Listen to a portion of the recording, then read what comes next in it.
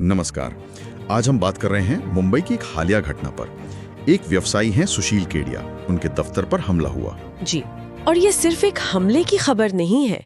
इसमें भाषा, राजनीति, सोशल मीडिया, कई सारे पहलू जुड़े हुए हैं। हाँ बिल्कुल, और हम इस पूरे मामले को समझने की कोशिश करेंगे आज तक के YouTube चैनल पर जो वीडियो रिपोर्ट है उसके आधार पर। जी, तो हमारा मकसद है कि सोर्स के जरिए समझें कि हुआ क्या, क्यों हुआ और इसके मायने क्या हो सकते हैं। चलिए तो फिर शुरू करते हैं।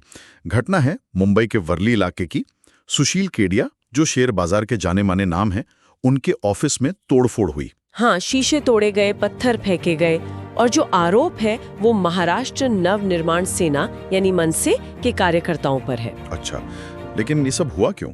मतलब अचानक से हमला क्यों हुआ? देखिए, इसकी शुरुआत हुई सुशील केडिया के एक सोशल मीडिया पोस्ट से, एक्स पर, जो पहले ट्विटर था। एक्स पर क्या लिखा था उन्होंने? सोर्स के मुताबिक उन्होंने लिखा कि वो पिछले 30 साल से महाराष्ट्र में रह रहे हैं, लेकिन वो मराठी नहीं सीखेंगे। ओह, ये तो सीधी बात है। और बात यहीं रुकी नहीं, उन्होंने मनसे प्रमुख राज ठाकरे को टैग भी किया। टैग किया?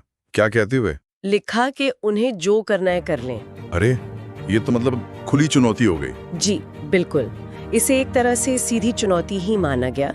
और सोर्स बताता है कि इस पोस्ट के ठीक अगले ही दिन, अगले दिन? इतनी जल्दी? हाँ, अगले दिन सुबह सुबह मनसे के कार्यकर्ता उनके वर्ली ऑफिस पहुंच गए। तो रिएक्शन बहुत तेज था। बहुत तेज। और रिपोर्ट में जो तस्वीरें हैं वो दिखाती हैं कि कार्यकर्ता पत्थर फेंक रहे हैं, शीशे तोड़ रहे हैं, काफी हंगामा हुआ। वहाँ कोई सुरक्षा नहीं थी? गार्ड वगैरह? सोर्स कहता है कि गार्ड ने रोकने की कोशिश तो की, लेकिन वो लोग काफी संख्या में थे और गुस्से में थे, तो गार्ड उन्हें रोक नहीं पाया। आधी उनके ऑफिस की सुरक्षा थोड़ी बढ़ाई गई थी। अच्छा, पहले से अंदाजा था कि कुछ हो सकता है? शायद, लेकिन वो बढ़ी हुई सुरक्षा भी हमले को रोक नहीं सकी। अब घटना के बाद तो पुलिस बल और ज्यादा तैनात कर दिया गया है। जाहिर है मामला तनावपूर्ण है। केडिया ने पुलिस से सुरक्षा भी मांगी है अपने लिए। जी, उन्होंने मुंबई पुलिस से व्यक्तिगत सुरक्षा की मांग की है। लेकिन ये सिर्फ एक व्यक्ति या एक ऑफिस पर हमले का मामला तो नहीं लगता। इसके पीछे कुछ और भी है ना? सही कहा। सोर्स भी इसे बड़े परिप्रेक्ष्य में देख रहा है। रिपोर्ट इशारा करती है कि महाराष्ट्र में ये भाषा वाला मुद्दा फिर से गर्मा रहा है। हाँ, ये तो अक्सर होता रहता है वहाँ। बिल्कुल, और इस घटना ने उसे फिर हवा दे दी है। सोर्स सीधे सवाल भी पूछता है। क्या सवाल? रिपोर्ट में पूछा गया है कि क्या ये खुलेआम गुंडागर्दी नहीं है, कि अगर किसी ने सोशल मीडिया पर कुछ कहा तो क्या उस पर ऐसी हिंसक प्रतिक्रिया होनी चाहिए? कानून व्यवस्था पर सवाल है ये। हाँ, ये तो बहुत जरूरी सवाल है। और एक राजनीतिक एंगल भी सोर्स उठाता है। रिपोर्ट में जिक्र है कि हाल में राज ठाकरे और उद्धव ठाकरे एक मंच पर दिखे थे। हाँ, वो खबर आई थी। तो सोर्स इस संदर्भ में ये सवाल कर रहा है कि क्या इस तरह के मेल मिलाप से कार्यकर्ताओं को कोई गलत सिग्नल जा रहा है, जैसे कि उन्हें ऐसी हरकतें करने का लाइसेंस मिल गया हो? मतलब क्या उन्हें लग रहा है कि ये राजनीतिक शय है, खासकर अगर कोई हिंदी भाषी हो? जी, सोर्स इस संभावना की तरफ इशारा कर रहा है।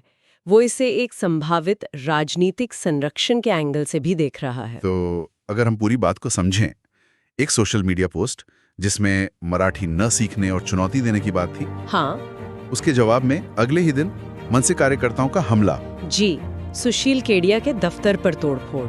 और इसके साथ ही भाषा, पहचान, राजनीति, ये सारे मुद्दे फिर से सामने आ गए। बिल्कुल, और सोर्स इसे सिर्फ एक घटना नहीं मान रहा, वो इसे कानून व्यवस्था और राजनीतिक संरक्षण जैसे बड़े सवालों से जोड़ रहा है। ये दिखाता है कि कैसे ऑनलाइन कही गई बातें असल दुनिया में कितना गंभीर रूप ले सकती हैं। हाँ, और कितनी हिंसक भी। ये वाकई सोचने पर मजबूर करता है कि सोशल मीडिया पर कुछ कहना और उसकी वास्तविक दुनिया में जो प्रतिक्रिया होती है, उसके बीच संतुलन कैसे बने, खासकर जब भाषा और पहचान जैसे मतलब इतने संवेदनशील मुद्दे हों। सही कहा। ये जिम्मेदारी किसकी है? कहने वाले की, प्रतिक्रिया देने वाले की, या फिर कानून व्यवस्था की? ये सवाल शायद आज पहले से कहीं ज्यादा अहम हो गया है।